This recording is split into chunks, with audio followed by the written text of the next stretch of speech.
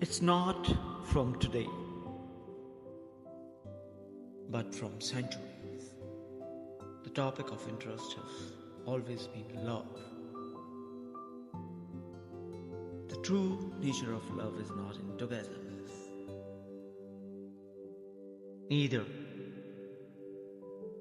in talking and communicating. To learn about its true nature, just start observing the nature, the surrounding around you,